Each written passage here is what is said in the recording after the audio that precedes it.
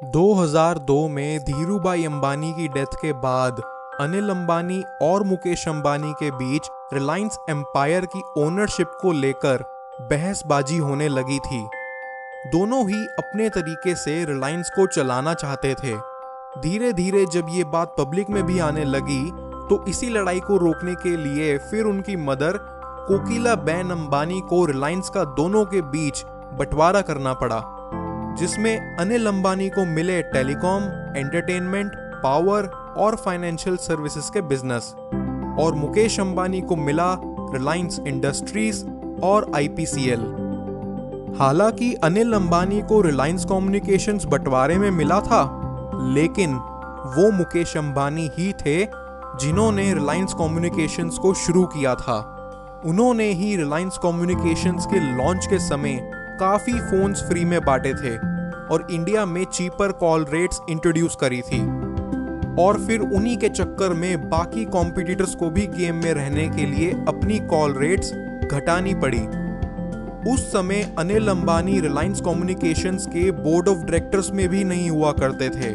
फिर भी बंटवारे में अनिल अंबानी को वो कंपनी सौंप दी गई और मुकेश अंबानी और एक टेलीकॉम कंपनी ना शुरू कर दें, इसलिए बंटवारे के वक्त उनके एग्रीमेंट में एक नॉन कम्पीट क्लॉज भी डाला गया। बट 2010 में जैसे ही उनका नॉन कम्पीट एग्रीमेंट एक्सपायर हुआ, मुकेश अंबानी ने इन्फोटेल ब्रॉडबैंड में 96% ओनरशिप खरीद ली। इन्फोटेल ब्रॉडबैंड उस समय इंडिया के सभी सेक्टर्स में 4G स्पेक्ट्रम जीत चुकी थी। मुकेश अंबानी ने इस कंपनी को खरीद के इसे एक नया नाम दिया, जियो। 2010 में जब इंडिया में 3G भी ढंग से नहीं आया था, तब से मुकेश अंबानी अपना 4G नेटवर्क बनाने में लगे पड़े थे। यहाँ बात सिर्फ पर्सनल दुश्मनी की नहीं है, यहाँ बात है मुकेश अंबानी के रिलायंस कम्युनिकेशंस के साथ पर्सनल एक्सपीरियंसेस की।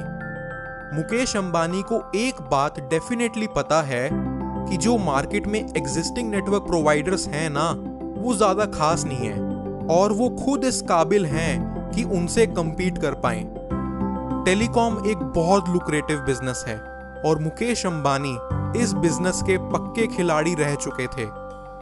Telecom companies on an average her user से 150 रुपए पर मंथ अर्न करती है, but still Jio on an average in सबसे ज्यादा पैसे कमाने वाली है, जस्ट बिकॉज वो अपने टैरिफ प्लान्स की प्राइसिंग और सर्विसेज सबसे अलग लेके चल रही है।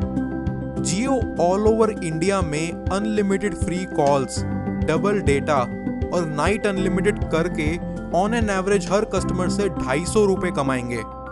यही रीजन है कि वो अभी से लोगों को अनलिमिटेड डेटा दे के उन्हें सबकॉन्शियसली भी प्रिपेयर कर रहे हैं आगे ज्यादा स्पेंड करने के लिए, और साथ ही साथ डे बाय डे अपने नेटवर्क की कमियों को भी दूर करने में लगे पड़े हैं, ताकि दिसंबर के बाद पेइंग कस्टमर कोई प्रॉब्लम ना फेस करे। जियो ने अपने फाइबर ऑप्टिक नेटवर्क में 1.5 लाख करोड़ रुपए इन्वेस्ट करे हैं। अगर हम एयरटेल, वोडाफोन और आइडिया को कंबाइन भी कर देना, तो भी ये उनसे 2 गुना ज्यादा इन्वेस्टमेंट बैठती है।